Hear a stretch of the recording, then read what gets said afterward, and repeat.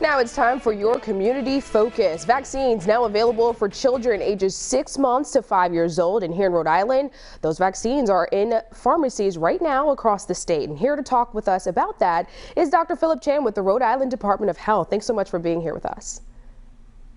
Thank you for having me. So Dr. Chan, although vaccines were authorized for this age group, some places across the state are only giving them to kids that are ages 3 and up. Can you speak to why that's happening? Yeah, there are some rules around vaccinations for kids. So at this time, really the best thing, if you have any questions, is to check in with your pediatrician. And that's key. The pediatrician, your pediatrician, is going to know you best. For any questions about if you should get the vaccine, where it is, please do get it. Most pharmacies are offering this vaccine for as young as 3 years of age and older. CVS Minute Clinics are offering it for 18 months and older. And as I mentioned, many pediatricians are offering this for kids down to 6 months of age. So what about those parents who aren't yet convinced that their child should get vaccinated or needs to? What would be your advice to them? Well, it's normal to have lots of questions as a parent. Again, I have a 10 and a 14-year-old. Totally normal to have questions about vaccination in general in kids' health. And that's why I really recommend folks to check in with their pediatrician. Again, the pediatricians are going to be up to date with the latest information on vaccination in kids. You know, I do want to remind people these vaccines have been out for a while now. We've administered them to hundreds of millions of people. So they are safe, they are effective. My own kids have been vaccinated. I do recommend them.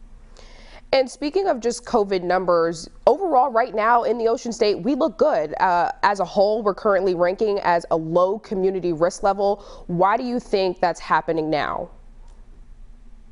Well, I think these trends reflect what's happening across the rest of the U.S. I think a lot of folks, especially in Rhode Island, have stepped up and been vaccinated, so thank you. If you are still considering being vaccinated, have not been vaccinated, I want to remind you that the data really shows that it's safe and effective.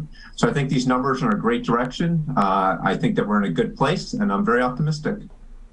And there's been talk about a potential winter surge, and with new conversations about booster shots and new formulas. What is your advice on the booster front as we may potentially see a winter surge? I do recommend folks to get a booster if you're eligible. Again, I'll remind folks that we're really focusing on the hospitalizations and the deaths. We do expect cases to tick up at some point in the future, not sure when, as they just did over the last few months. But again, I'm optimistic that the vaccines are really effective against severe disease and certainly death, and just really encouraging people to stay up to date on their vaccines.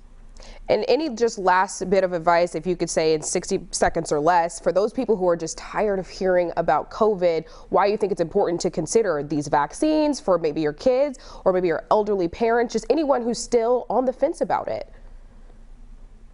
Look, I think we're all tired of hearing about COVID at this point. It's been a long 2 years, that's for sure.